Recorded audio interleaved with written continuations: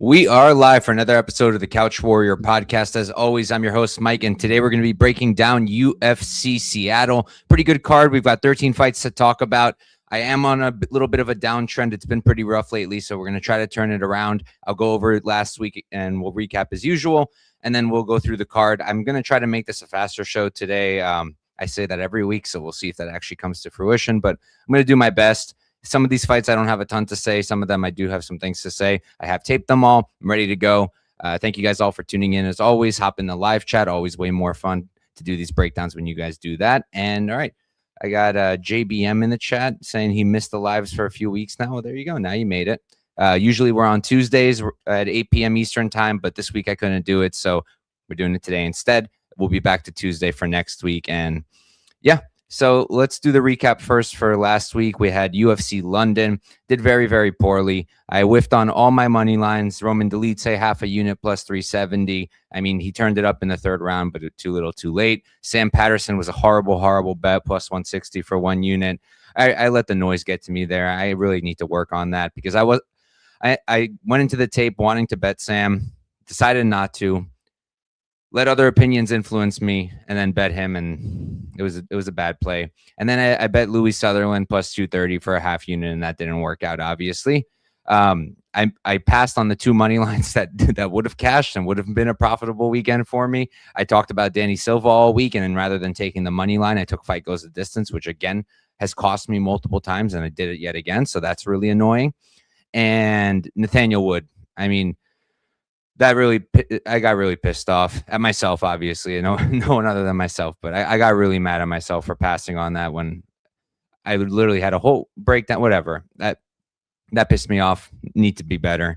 And then I had Sutherland by decision plus 1,200 for 0.1 units. Obviously, that didn't win. Sutherland over 1.5 for 0.9 units at plus 112. That also did not cash. Like I said, I had the Campbell-Danny Silva fight goes. That did not cash. And then I had Dyer money line parlayed with Evloev Murphy fight goes a distance. So that cashed. At least I had that. But then I also live bet Lerryan Murphy after the first 2 rounds, feeling quite confident that he won those 2 rounds. And I felt like the fight was a draw. I'm not going to yell robbery. It just sucks. It is what it is. And yeah, Evloev definitely won the last 3, in my opinion, the last 3 rounds. I felt pretty confident that Lerryan Murphy won the first 2. And then Evloev lost a point. So it should have been a draw, in my opinion. It wasn't, and it is what it is. So ended up losing 3.46 units tracked, 4.46 units untracked. I don't remember the exact math, but I think since the start of this year, I'm down like 3 units total, something like that, which could be worse, but could also be a lot better. I know it's been a tricky year for a lot of us, but it's just silly mistakes that I really could fix, and got to get it together. Got to work on it. So let's jump into this week. Let me pull up the card.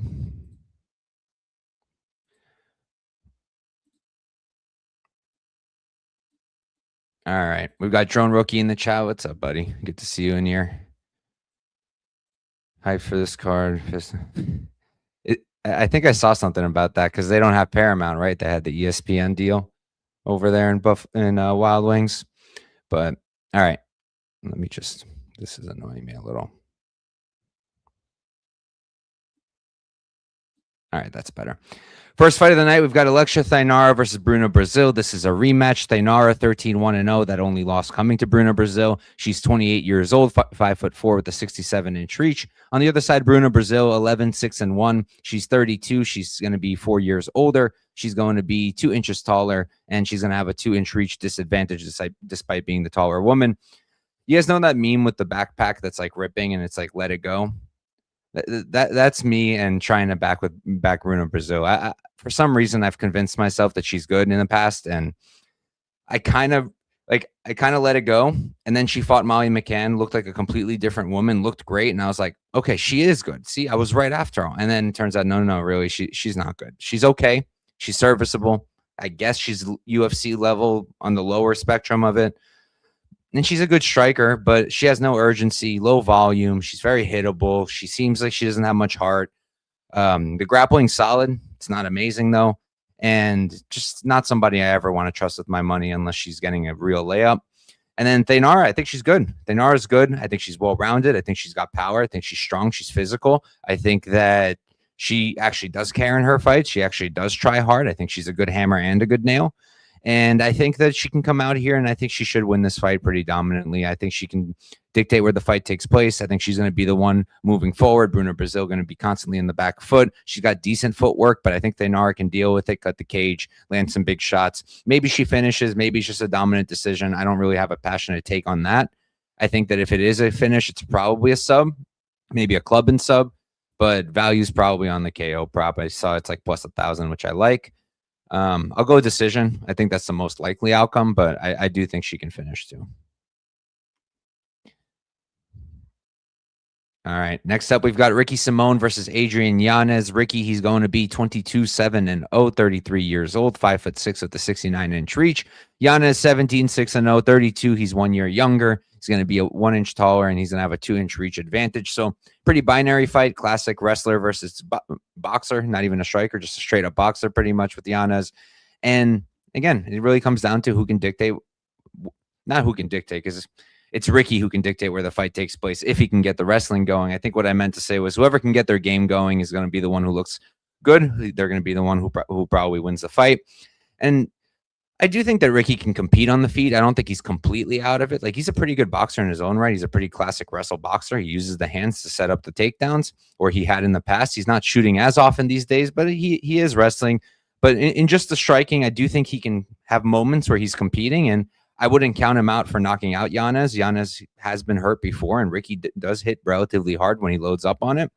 So I can see Ricky hurting Yanez. I can see him maybe knocking him out, although I think it's a pretty low probability outcome.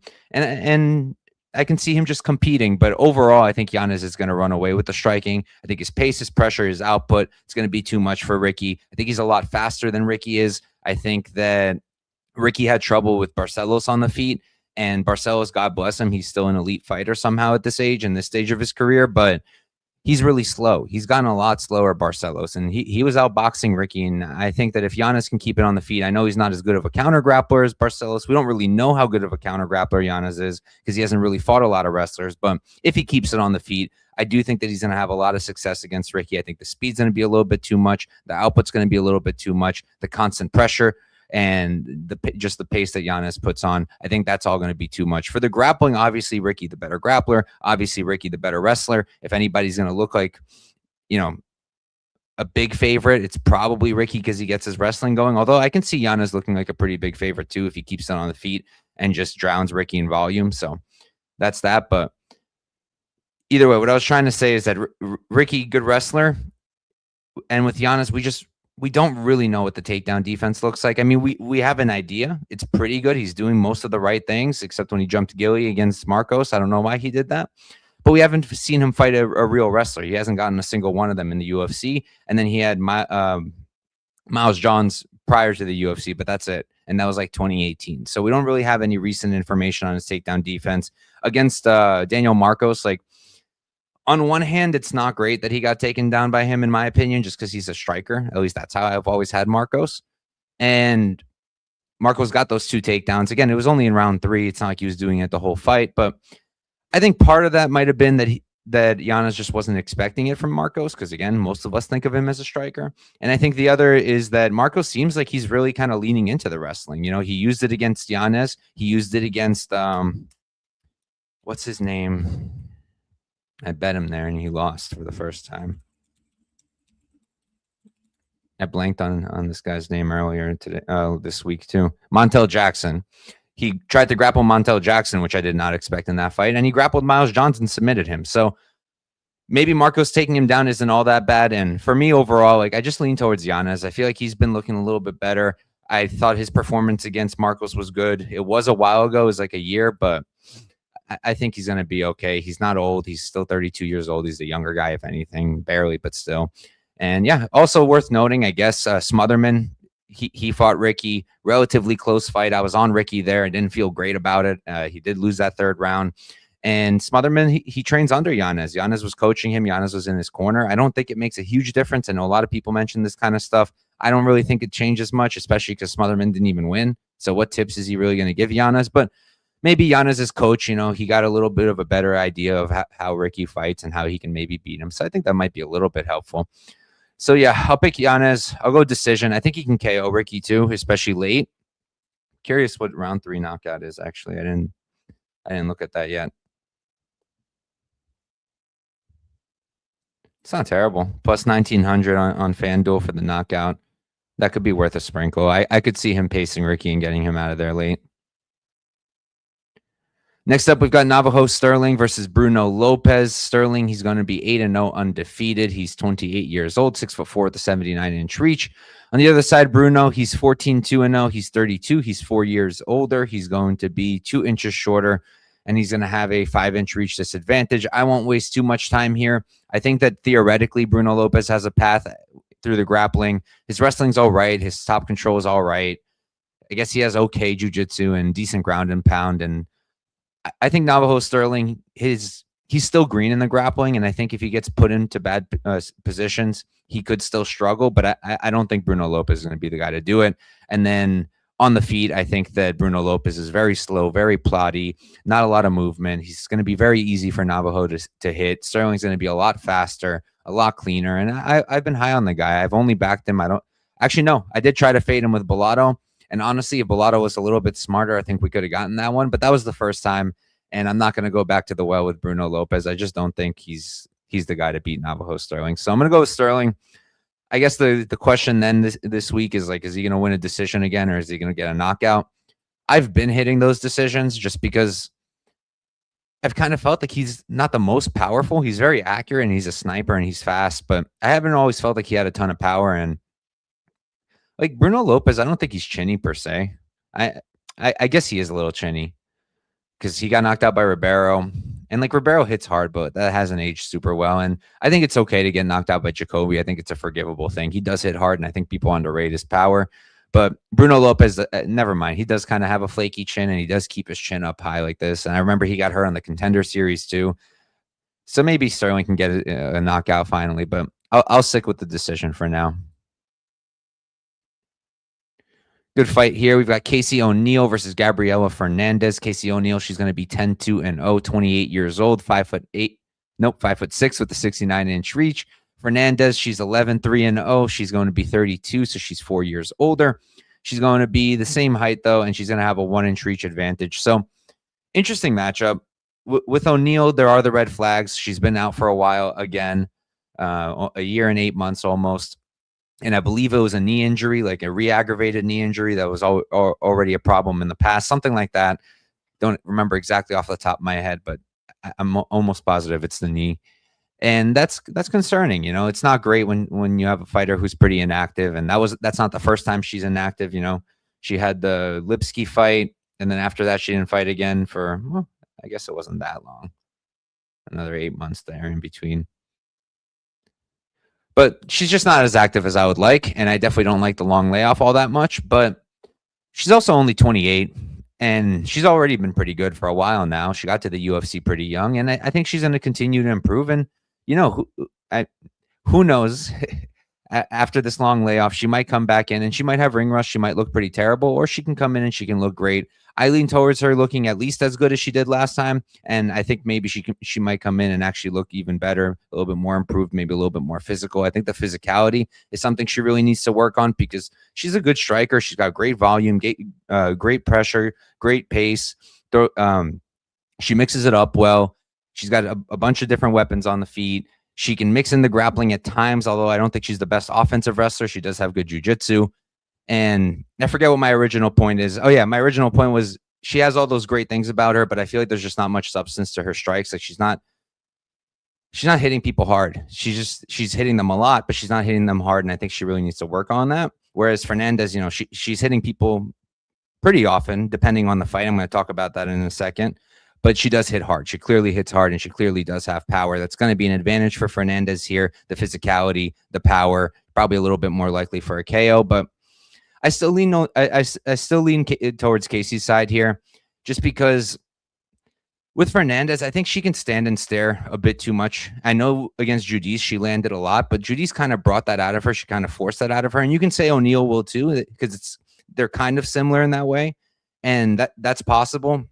But like I'm watching back the Stolyarenko fight, right?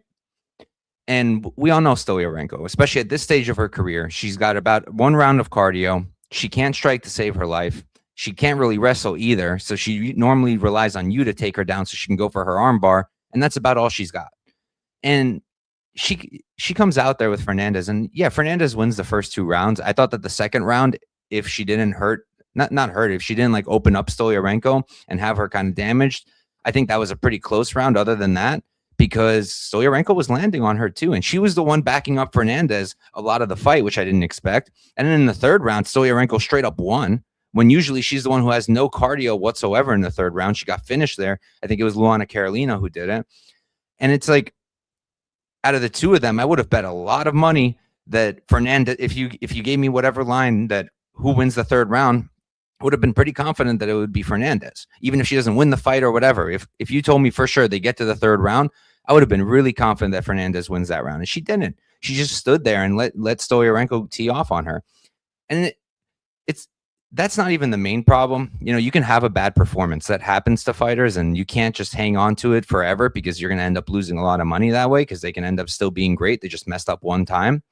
And she didn't even mess up that bad, right? She didn't lose. She won. But the bigger problem for me is that afterwards, like I started looking up to see if maybe she put out a statement after to explain why she had a poor performance. But she didn't consider it a poor performance at all. She was actually happy with the performance. She said that it was a good performance and that it's going to get her closer to the title picture. And like, that's just delusional. That's just straight up delusion. Like, if you're going in there and you're telling yourself that's a good performance, that means you're not going to go and try to change things going into your next one. You're going to think that's how you continue to win fights. And that's not good. If she comes out here tentative and just stands and stares, Casey O'Neill's just going to throw 300 strikes, land probably half of them, and then win the fight just based off of volume. So just off of the fact that O'Neill's going to throw more, she's going to be in her face, in my opinion. I think she's going to be the one pressuring more. And if it does hit the ground, I think O'Neill's going to have the advantage. For those reasons, I got to go with O'Neill. I'm not super confident. I think she's worth a play at plus money, but it's not the most confident one in the world. And I wrote this in my notes in my breakdown, like, no matter what side you're on, you're probably not going to be super comfortable going into the decision. So it's good to be on the plus money side. And I'm pretty happy with O'Neill here. And yeah, we can move on. Like I said, I don't expect her to be taking down Fernandes like Jasmine did, or like, what's her name? Bleda did, because they're both really physical wrestlers, and that's really not Casey O'Neill's game. But if O'Neill can get her down, I think she can keep her there. Maybe even finish the fight, but I lean towards no. All right, moving on. We've got Marcin Tybura versus Tyrell Fortune. Tybura, he's going to be 27-10-0, 40 years old, 6'3", with a 78-inch reach. On the other side, Fortune, he's 17-3-0, 35. He's 5 years younger. He's going to be 1 inch shorter, even though I feel like it's going to be more than that. I feel like he's not that tall. And he's going to have a 1 inch reach disadvantage. So really, really sloppy fight, in my opinion. I think that I can't really get behind Tyrell at minus 135, minus 140. I just feel like with him, like, I don't want to say he's not good, but I don't think he's like amazing, you know, and he's probably UFC caliber, and he is UFC caliber. He's for sure UFC caliber, because the UFC at heavyweight is very, very low level. And I think that just with his athleticism and his wrestling alone, he can win a lot of fights in the UFC at this division. And I think he probably wins this one, just because I do think Tybura is pretty washed. But like, his performances in Bellator were never that impressive, or PFL. Like, they were never that impressive. Against Marcelo Gome, he got hurt to the body. I think it was in round 1, and then he kind of just took over. And it's like, okay, like, it's a decent win, but it's not that great of a win. He's a good wrestler. I've been hearing people this week call him a boxer, which has been very interesting. I don't know how you can't possibly know him for a long time and have watched him for a long time and think he's a boxer. It's just not his game. He comes from a wrestling background, and he doesn't even look like a boxer the way he fights either. Like, his hands are okay, you know, but he's not Topuria or Max Holloway out there. But yeah, I think he's a solid striker. I think that he's got okay power, but I don't think he's got all that much power. I see a lot of people saying again, like, oh, Tyrell, round 1 knockout, round 1 knockout. I mean, I guess maybe it's possible. Maybe Tybura's chin really is gone, but he's not Ante Delia. Ante Delia is really big and really strong, and he does hit really hard. And I don't really see the same kind of power from Fortune. I just don't. So I don't really think he's going to knock out Tybura early. And then I think it's just going to be a grind fest. They're both decent in the clinch. I think they're going to go back and forth in the clinch. I lean towards Tybura maybe being a little bit more physical, a little bit of a bigger body. So I think maybe he can control Fortune a little bit more. But I think they'll go back and forth. I think technically both guys can take each other down. I can see that. I think Fortune's probably a little bit more likely to take Tybura down. I think he's a little bit better of an offensive wrestler. But Tybura might have a better takedown defense. I'm not really sure. With Tyrell, you only see his takedown defense tested when he fought Linton back in the day. And Linton didn't really take him down. It was really Tyrell taking him down and then Linton reversing him and ending up on top. So, yeah, I think both guys can get takedowns. I think if anyone's more likely to get more control, it's probably Fortune. But I could see both guys getting control time. And I just think overall it's a close fight everywhere. I think Fortune probably the better offensive wrestler. I think Tybura probably the better jiu-jitsu. Striking, I would call about a wash. Tybura, I think, is maybe a little bit better of a boxer, but he's very slow and he's very plotty at this point. And I do think Tyrell's going to be a little bit faster and have a little bit more pop to his punches. So I'm going to lean his way.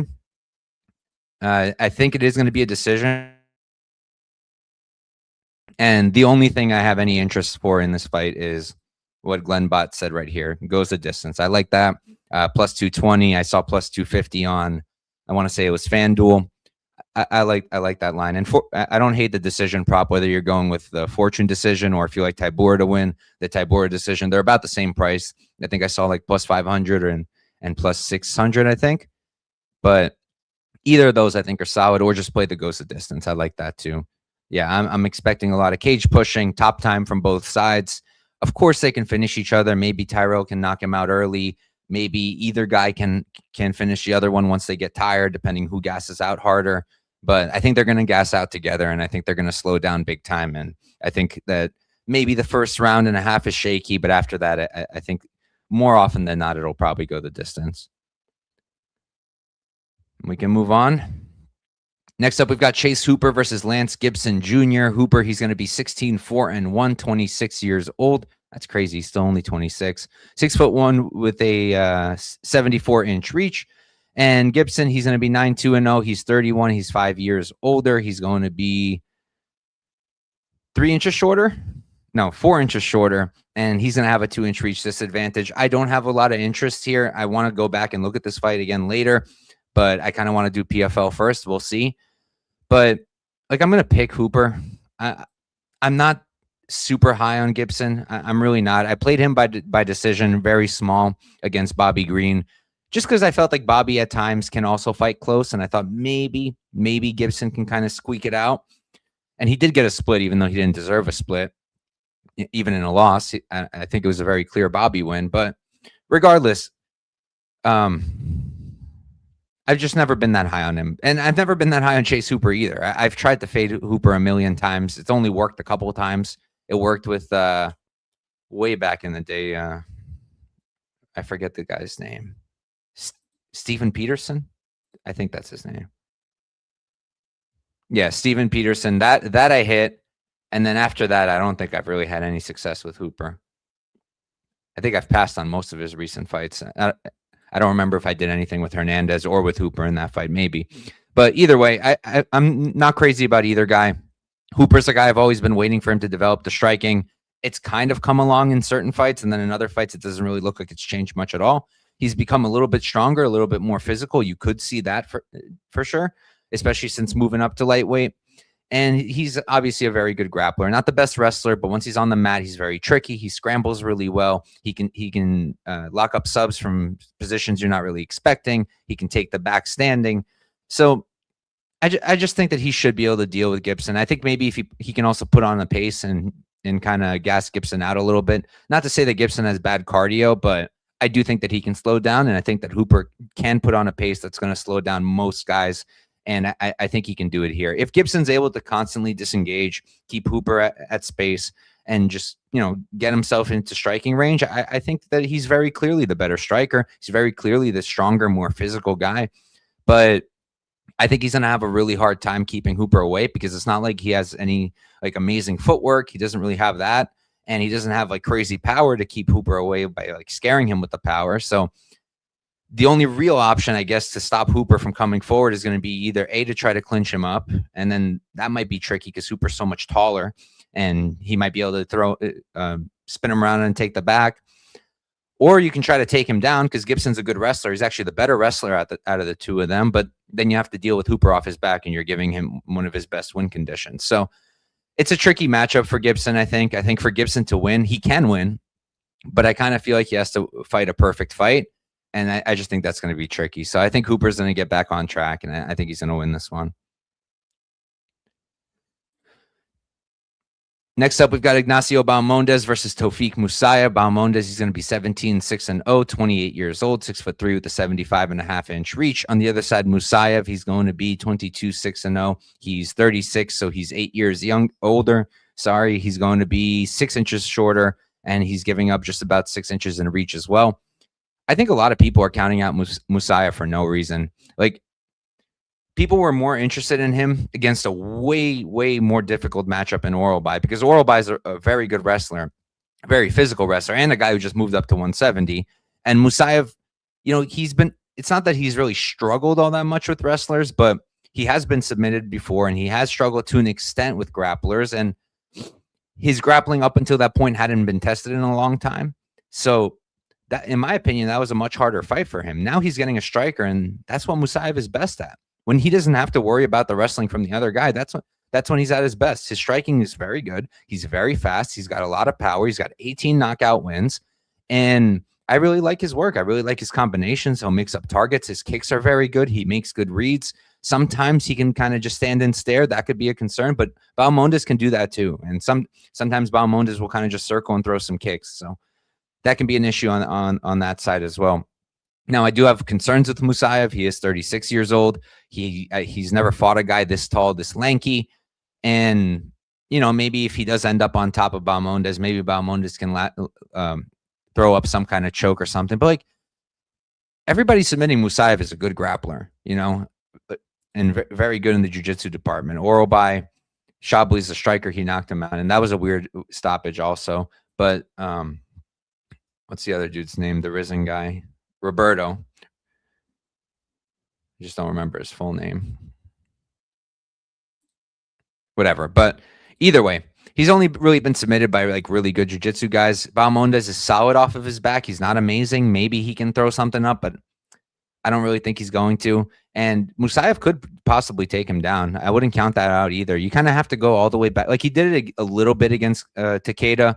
The angles in that fight are like really weird, just from like the footage available. It's like super zoomed in, and it's very hard to work with. But he got on top a couple of times there. It wasn't always takedowns. A few times he hurt Takeda and got on top. Good ground and pound. But against Pitbull, not Patricio, his brother, he took him down several times in that fight. And maybe he can replicate what Fiziev did. I mean, we all know Fiziev's not a wrestler either, and he came out there and took down Bahamondes several times. So I think that's something Musayev could maybe mix in.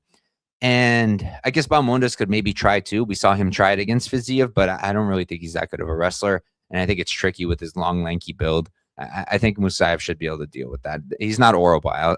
I'll say that much. And I think with Bahamondes, he needs a space to work. He's this long, lanky guy. He likes his kicks. He's very good with the kicks. He's got good hands too. Don't get me wrong. He's got great counters. It's not going to be easy for Musayev to enter the pocket, to enter boxing range.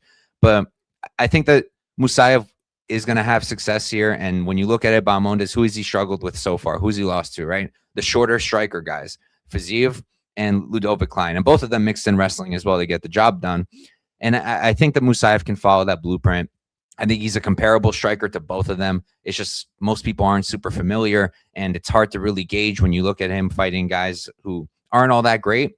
But I do think that Musayev is a very, very good striker, an elite striker, and I'm not really ready to pick him outright, so I'll lean Bahamondes, but it's definitely Musayev or pass for me. I think this is a major dog or pass spot, and I think there's a ton of value on the dog. I do like him here as a play, as a potential play. Glenbot saying is Tofiq decision plus 659 live. Is it really that big? I was looking at the fight goes. I don't hate that. I kind of feel like both of them could finish each other. I think Musayev can knock out Bahamondes, and I think Bahamondes can maybe submit Musayev. But I do lean towards it going. And that's sitting at plus 130. And then what's Musayev decision? Oh, plus 650. I did not expect that. Yeah, I think that's a solid sprinkle if you want to keep it small and play him. Like I lean towards if Musayev wins, it's probably a decision, I think. So, yeah, I don't hate it at all. I saw Hooper get smoked in Chicago. Yeah, but that was against Fernandes. I think Fernandes is a level or two above Gibson. What's up, my brother? Good to see you in here. I feel like it's been a while. After that, no more betting on Hooper. Yeah, I mean, he was also like minus 500 there, but it happens. Moving on. This is going to be a fun fight. We got Terrance McKinney versus Kyle Nelson. Terrance is 17-8-0, 31 years old, 5'10" with a 73-inch reach. On the other side, Nelson, he's going to be 17-6-1, 34. He's 3 years older, 1 inch taller, and he's going to have a 2-inch reach disadvantage. Don't want to waste too much time on this fight because it's the same as all Terrance McKinney fights. I don't see how it's any different. Either Terrance kills him in 3 minutes or Terrance ends up losing, whether it's towards the end of the first or in the second round, I don't know. But I feel like if you play this, it's probably Nelson 2-3. Or if you're really convinced that McKinney wins, then you just play like round one. I think it's still plus money, like plus 100 or something. I think that's the way you do it if you want to back McKinney. Because trust me, guys, I've been the guy saying McKinney he'll eventually be able to go to a decision. He'll eventually be able to pace himself. Like he's got all the skills, and I stand by the fact that he has all the skills, and he's a very athletic dude, very explosive. I think he's a very, very good wrestler, very underrated wrestler, and he's a good striker too. His defense could be better, but he's a good striker, and he has a ton of power, but he just has not been able to figure out the pacing. And he came out and said during media day or during an interview this week that he's going to come out here and be a little bit more tame, a little bit more calm, and maybe even get extended, maybe even go all 15 minutes. And I want to believe him. I've lost money on McKinney decision before, and I kind of want to do it again. But he said that going into the Bonfim fight, and like he maybe tried to be a little bit less urgent. And then he just got knocked out, and he was like, I'm never doing that again. And now he's saying he's going to do it again. I don't believe him. I really don't. I think that if he tried to, he could do it, but it's possible that he just can't at this point. I mean, how many fights does the guy have? Like over 25 fights he has already. Or is it exactly 25? I'm really bad at math. I think it's exactly 25. But either way, I think at this point, you're not changing the guy. He's going to come out there. He's going to bring the heat. I lean towards him actually getting it done. Not by decision. Him actually getting it done. I actually think it'll be a club and sub. And he puts Kyle away in the first round. But if he doesn't, I think Kyle will win. Like if McKinney doesn't do that, if he doesn't finish him in the first 3 to 5 minutes, I think Nelson will come out there and put away a tired McKinney. I don't think Nelson is the best fighter in the world, but he's a good, well-rounded fighter. He's a good striker. He's got solid takedown defense, solid wrestling of his own. And McKinney's just, he's not even close to himself after that first initial burst. During that first initial burst, he can beat just about anybody, except Ribovich apparently. But everyone else he can pretty much beat. And then after that, he can't beat almost anybody. So going to go with McKinney round one, but not a confident pick at all. And it'll be so funny if he finally goes the distance. I might put a tiny bit. I saw McKinney decision at like plus 2,000. I might put just a little bit. So if it does somehow happen, I can be like, I was there. But I don't think it's going to happen. Probably under 1.5 again, yeah. Kyle's second fight at 155. Yeah, I mean, it doesn't really change much for me. I think the fight's going to play out how it's going to play out. I don't think the weight will have much of an effect on anything. But anyways, moving on, we've got a really good fight. This fight I like a lot. We have Mansur Abdul-Malik versus Yousri Belgaroui. Mansur, he's going to be 9-0-1, 28 years old, 6'2" with an 80-inch reach. Belgaroui, he's going to be 9-3-0, 33. He's 5 years older, going to be 4 inches taller, and he's going to have a 1-inch reach disadvantage. So Belgaroui is a guy who I haven't been super high on. I was actually pretty low on him going into the Bakova fight, and I played Bakova, and I lost money there, and I was very, very wrong. I felt that Belgaroui didn't really have a lot of urgency in the past, and that did not seem to be the case against Bakov. He was quite urgent. He came out there and then did get a finish. It took him some time, but Bakov's not an easy fight.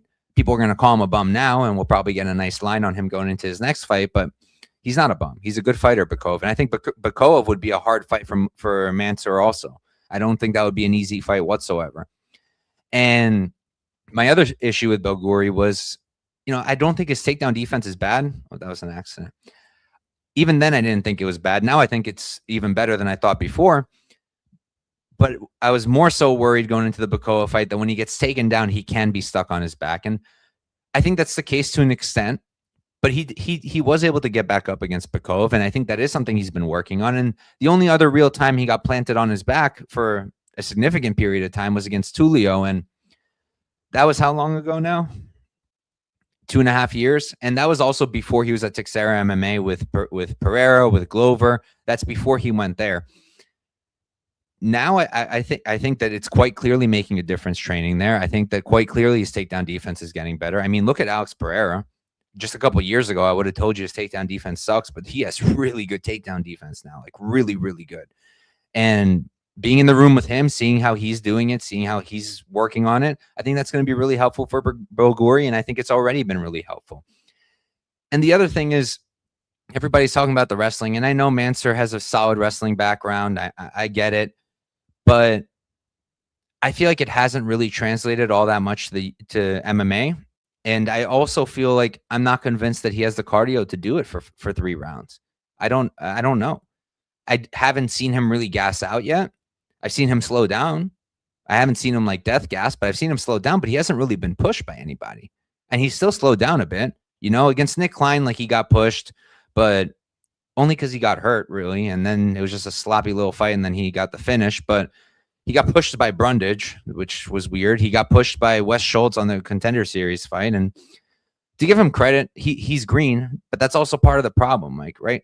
So I can forgive those weird performances or the certain issues that I see with him and say that he's green. He's clearly a really, really good prospect. He's clearly got a really high ceiling, probably a higher ceiling out of the two of them, probably more likely to get close to a title picture out of the two of them. But I just think it's early. I think he's not quite there. I think that so far they've been doing a good job giving him softball matchups to get an idea of how good he is, to build him up, get him, used to that cage, used to the octagon, used to, 15 minutes, although he hasn't gone the 15 yet.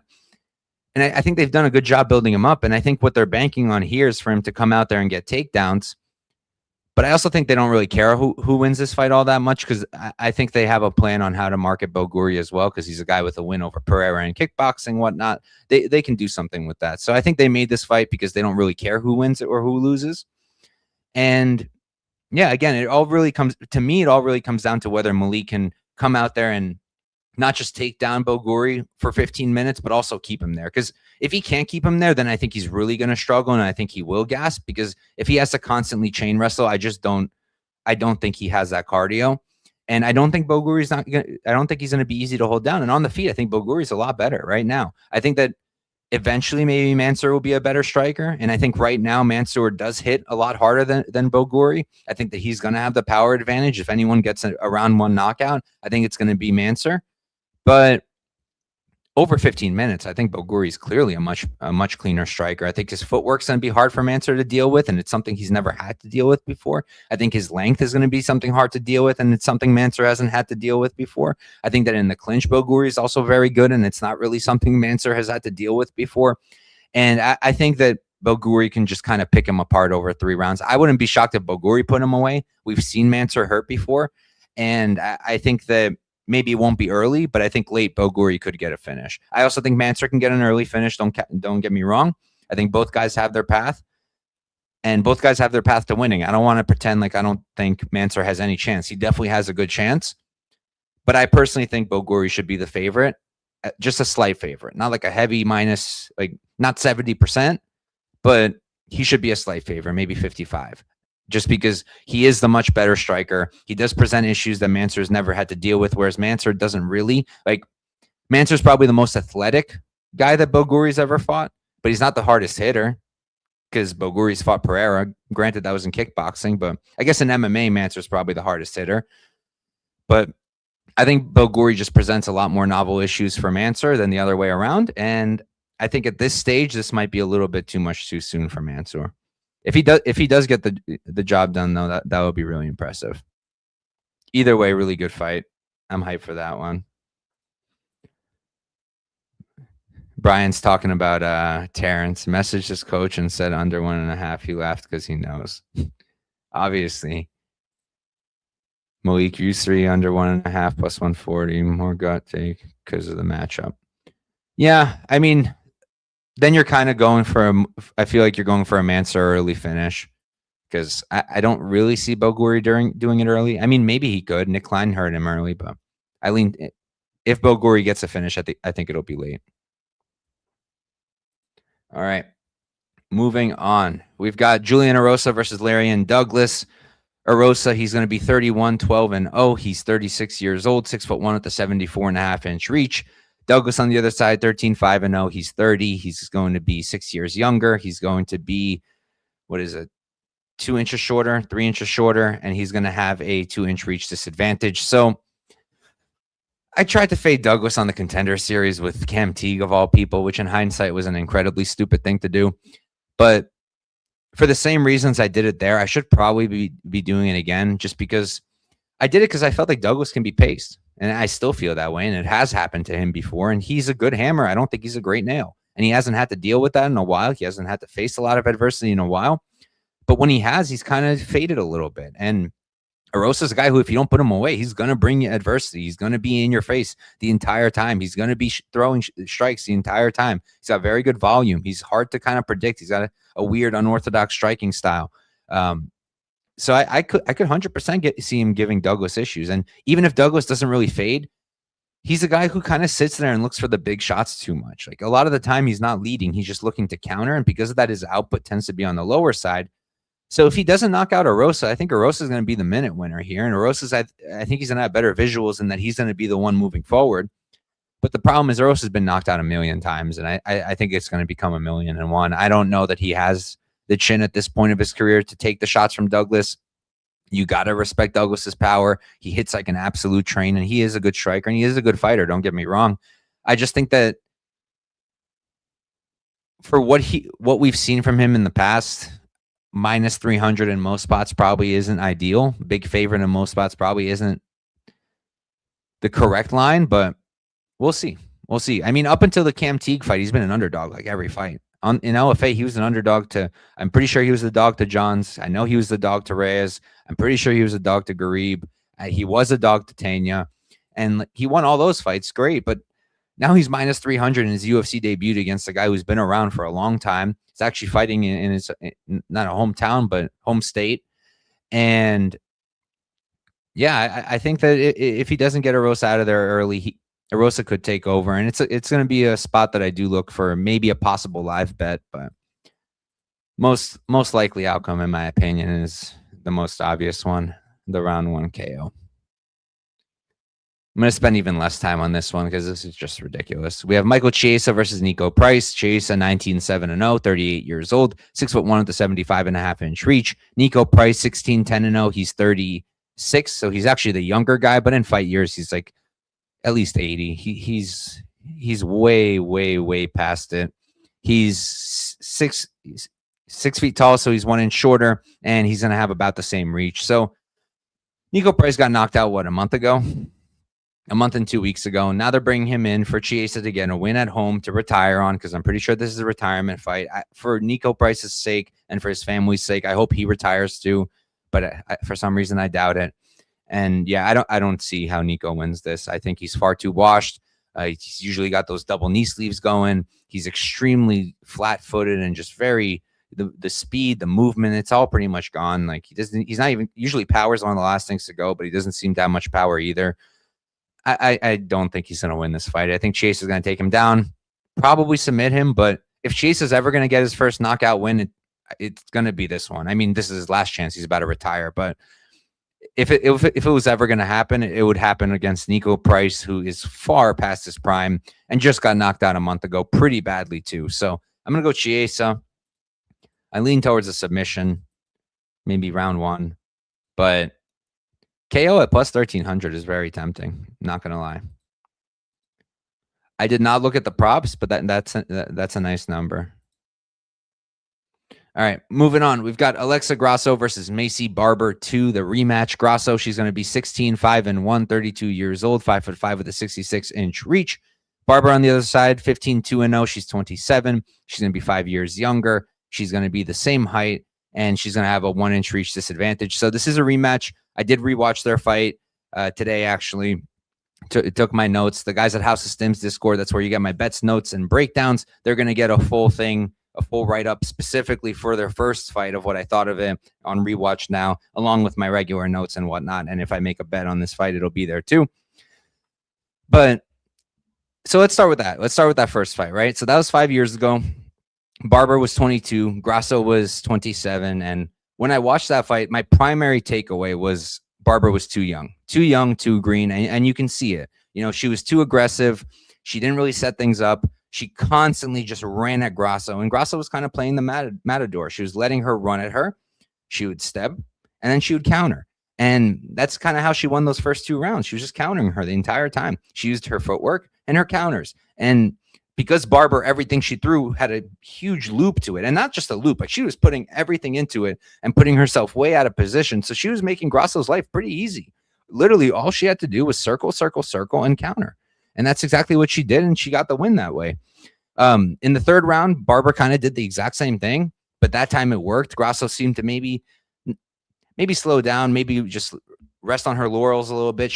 Maybe she knew she won the first 2, which would have been silly, honestly, because the first round was relatively close. I thought Grasso won it, but if Barber landed a few more big shots, she could have won that first one. But either way, in that third round, Grasso was a little bit more tentative, didn't do as much, and Barber was able to kind of get a little bit more clinch control time. She was able to get on top a little bit more, and she was just able to land a little bit more. But like when Barber did get on top there, she took her down 3 times. She wasn't able to establish control a single time. She would just like stand up on top, throw big shots that mostly missed, and you just have Grasso kicking her the whole time. And then the second round, Grasso puts her in an arm bar and then takes her back. And then in the third round, Barber's able to kind of land some shots. But again, you see the same thing where she's like too scared to go on top, doesn't really know what to do, a little bit overexcited and just throwing and missing. And she was doing the throwing and missing thing a lot on the feet too. She was just throwing and just whiffing air over and over again. She would keep throwing the same kick, not even close, and just throw it over and over again, just hitting the air. She would just do this randomly. And Grasso's like 10 feet away. So there were some really questionable decisions and mistakes in that fight on the Barber side, whereas Grasso fought a very clean, pretty perfect fight outside of giving up the third round and looked very good there, especially with the counters. Her counter game and her footwork looked really good there. But that's kind of a solid takeaway for a 22-year-old fighter. You know, like she didn't come out there and get completely outclassed. She just made a lot of mistakes, and she was too young, too green. Now, 5 years later, she's 27, and I think I can say that she's developed a lot. She does seem better. She does seem even more physical, even stronger. Her striking seems a little bit better. She's not throwing as crazy. You know, I'm watching her last fight against, what's her name? Karine. And she's actually throwing a little bit straight. She's still winging a lot of the time, but she's not missing as much. She's not being as wild. And she looks a little bit cleaner. And she went to her wrestling again, which was an interesting decision because Karine Silva's pretty dangerous, both off her back and on top. But Barber handled her, you know, she got the takedown. She had really good ground and pound. She was able to stay safe on top, and that's how she won the fight. So I do think that she can come out here and win this fight in a couple ways. I think she can win the fight in the stand-up because, again, in that first fight, yes, Grasso was able to use that footwork and counter, but if Macy's just a little bit smarter about how she enters and closes the distance, and she's not just swinging from the hip and missing completely and just throwing at air the whole time, it'll be very close on the feet, and Barber will have more power. We all know that. So her shots are going to have a little bit more oomph to them, and the judges are going to notice them a little bit more and probably score them a little bit more than like the pitter patter we see from Grasso. And I think in the clinch, in the first fight, Grasso won in the clinch, but I think in the second fight, now that Barber's a little bit stronger, she's not a 22-year-old girl. Now I think she'll probably have a little bit more success, and I expect that to happen again, where they're clinching up and going back and forth, back and forth. And yeah, just off of those things, I think that in the striking she can win. I think with the clinching she can win. And I also think that This time around, she can take down Grasso just like she did the first time, but she can actually establish position this time, settle on top, not just be standing and punching down, like actually get on top, start to work, land your ground and pound, score on the judges in the judges' eyes. And for those reasons, I do lean towards the Macy side. And also because I feel like, I mean, I've never been all that high on Grasso either. So maybe I'm the wrong person to judge it, but I do think she's on a decline. But it's also hard to say because it's Valentina that she lost to. And it was a weird set of outcomes with Valentina. But either way, like she did compete. She had a win. She had a draw. And then she ultimately lost pretty badly. But it's Valentina. Valentina, in my opinion, is the greatest woman to ever fight in MMA. I put her past Nunes. I know she lost to Nunes twice. I think one of those was BS anyways. And I think Chev is easily the woman's GOAT. I mean, I think she secured that for herself with the Wei Li win because she made Wei Li look like a low-level fighter. She made Wei Li look like she had no answer whatsoever. I know it was up a weight class for Wei Li, but Wei Li is an elite enough fighter where even up a weight class, she should be beating a lot of women, and she couldn't even get close with Chev. So can't give Grasso too much crap for that. And then Natalia Silva also. Natalia Silva, I know people are going to be harsh on her now because a lot of people didn't feel like she beat Rose. Regardless, it was a close fight. But Natalia Silva is very good in my opinion. I haven't changed my opinion on her just off of one fight with Rose. And she's also just a completely different fighter from Barber. She's all footwork. Natalia Silva is all footwork, all movement. And Grasso just couldn't find her. Grasso couldn't find her, couldn't get her rhythm going. And she didn't really know how to react to that because that's kind of what Grasso usually does. So she didn't really know how to fight against Silva. Barber doesn't fight like that. Even now, improved, whatever, all this time's passed, whatever, she still fights pretty similar to how she did the first time. And Grasso's going to have to do a similar game plan to the first fight. Be the matador, let her run at you, make her miss, and counter. Because Grasso is still a good striker. She's still a great boxer. She still has very fast hands. She still has good combinations. She still has good footwork. So I think it is a winnable fight for Grasso. And I am getting a little tempted at these numbers, but right now, I have to lean towards the younger fighter who has shown improvement since their first one. And the first fight was close. And the mistakes that were made, I think, by just somebody who was very young at the time. And just both of them have very different trajectories at this point. So I'll go with Barber as the pick, but I can't really get behind minus 180 personally.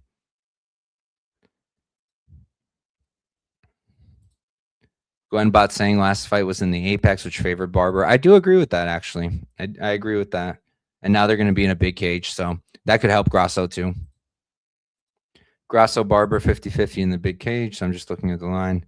Yeah, I'm starting to think that Grasso's price might come up quite a bit. I think people are going to continue to play Macy as the week goes on, so maybe we'll get a good number there.